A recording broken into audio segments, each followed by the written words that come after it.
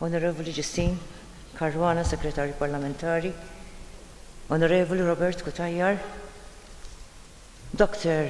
Anne-Marie Kallus u Dr. Ruth Farrugia li mħabba fihom qegħdin hawn imma aktar minn kollox minħabba l-imħabba tagħhom lejn it-tfal. Eżis ħbib tiegħi, ħbib ħanajdilkom, mhux mistiedna, ħbib. Ippermettu li nibda billi nifraħ minn qalbi lil Dr. Anne-Marie Kallus u lil Dr. Ruth Farrugia għal pubblikazzjoni tal-ktieb tagħhom li jġib l-isem The Disabled Child's Participation Rights. Dan il-ktieb huwa sors essenzjali għall-akademiċi, studenti u professjonisti kemm f'Malta kif ukoll lil minn xtutna. Il-ktieb iġib fokus innovattiv u għall-ewwel darba fuq id-drittijiet tal-parteċipazzjoni tat-tfal b'diżabilità. Nieħu gost nara li d-drittijiet umani tat-tfal b'diżabilità qegħdin sa fl-aħħar jingħataw l-attenzjoni li tant jixirqilhom. Il-ktieb jiffoka fuq kwistjonijiet dwar il-kura tas-saħħa, l-edukazzjoni, il-ħajja fid-dar u r-relazzjonijiet ma' oħrajn.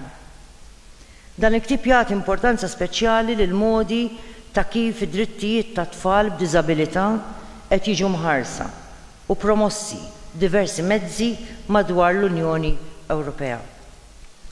Barra minn hekk l-awturi jesploraw fid-dettall il-fatturi li jipperikolaw dawn id-drittijiet u kif l-aħjar li tiġi indirizzata din il-forma ta' inġustizzja soċjali inaċċettabbli. Dr. Kallus u Dr. Farrugia jibbażaw ir-riċerka tagħhom fuq il-Konvenzjoni tal-Ġnus Magħquda dwar id-drittijiet tat-tfal, b'mod partikolari għad-dritt ta' parteċipazzjoni li nsibu f'artiklu 12. Huwa biss meta nimplementaw kompletament din il-konvenzjoni li naslu biex ikollna inklużjoni sħiħa u l-parteċipazzjoni effettiva u sostenibbli tat-tfal kollha. Il-ktieb ipoġġi mistoqsijiet diffiċli u diretti dwar kif aħna bħala soċjetà rridu noħolqu ambjenti fejn it-tfal b'diżabilità jiġu mħeġġa li jifhmu x'inhuma id-drittijiet tagħhom u jiġu appoġġjati biex ikollhom aċċess għalihom. Hemm diversi forom ta' diżabilità u kull waħda minnhom għandha tippreżenta sfida fuq il-mod kif it-tfal b'diżabilità jipparteċipaw.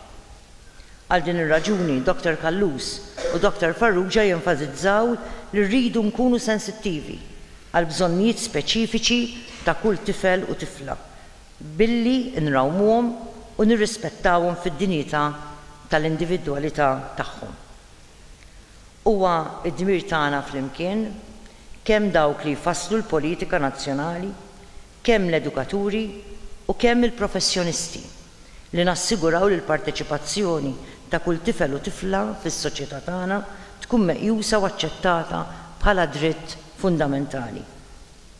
Meta narfu u nsaħħu id-drittijiet ta' wliedna inkunu qegħdin nħarsu bl-aqwa mod id-demokrazija tagħna. Inkunu wkoll qed nassiguraw li verament irridu ngħixu f'soċjetà inklusiva fejn kull membru tagħha ikun mogħti l-aqwa dinjità li jixraqlu.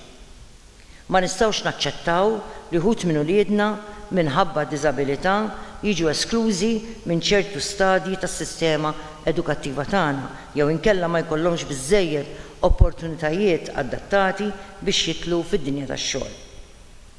Mhux aċċettabbli li jkollna bqar wilt wieħed b'diżabilità li ma jkollux aċċess għal trattament mediku partikulari jew ma jintwerix rispett biżżejjed fid-dar, fl-iskola jew fil-komunità. Grazzi għax-xogħol ta' Dr. Kallus u Dr. Farrugia permezz ta' dan il-ktieb fl-aħħar qegħdin nistaqsu mistoqsijiet importanti li jinkludu kif nistgħu nħeġġu l-bżonn għall-aċċess ta' sistema ġudizzjarja li tħaddan lit-tfal kollha. Kif nistgħu ntejbu l-aċċess għall parteċipazzjoni soċjali u ċivika ħalli t-tfal u żgħażagħ kollha iħossuhom parti mis-soċjetà tagħna. Kif jistgħu s-soċjetà ċivili u l-gvernijiet eżekuttivi jaħdmu flimkien biex jimplementaw il-Konvenzjoni tal-Ġnus Magħquda fuq id-drittijiet tat-tfal u l-Konvenzjoni tal-Ġnus Magħquda dwar id-drittijiet ta' persuni b'diżabilità biex nassiguraw il-parteċipazzjoni ta' kulħadd u jkollna soċjetà tassew inklusiva. Huwa fatt magħruf li l-ġustizzja hija l-pedament tad-demokrazija tagħna. Il-ġustizzja tirrikjedi t-trattament ġust u imparzjali fil-konfront ta' kulħadd.